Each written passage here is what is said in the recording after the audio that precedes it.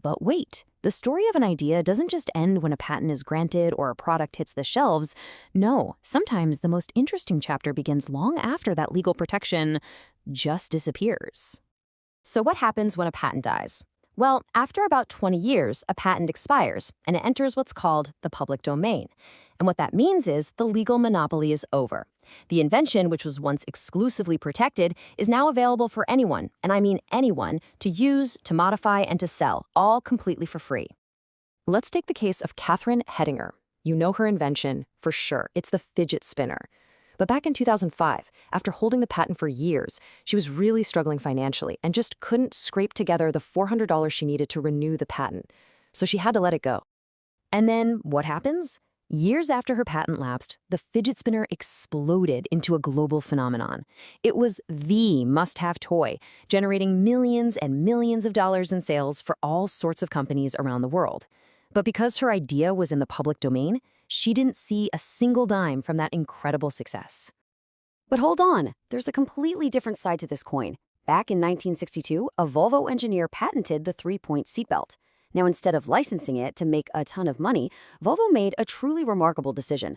They released the patent to all car manufacturers for free because they believed its value in saving lives was way more important than corporate profit.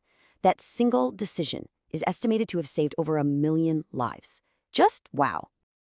So what this really shows us is that innovation isn't some straight line with a neat beginning and a clean end. It's more like a continuous cycle. A cycle of creation, protection, commercialization, and then sometimes this powerful rebirth once an idea is set free for the whole world to use. All right, so let's quickly recap the big takeaways from this whole journey. First, yeah, there's an official path to market, but the route that leads to the biggest wins is often carved out by the inventor's own grit and hustle.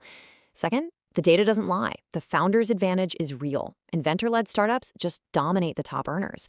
Third, the afterlife of an idea can be incredibly powerful. Expired patents are like a massive, free, open-source library of technology for all of us.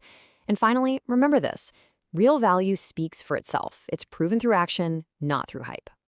So, when you boil it all down, innovation isn't just about that first spark of a new idea. It's also about having the wisdom to build on everything that's come before. And that leaves us with a final, pretty provocative thought.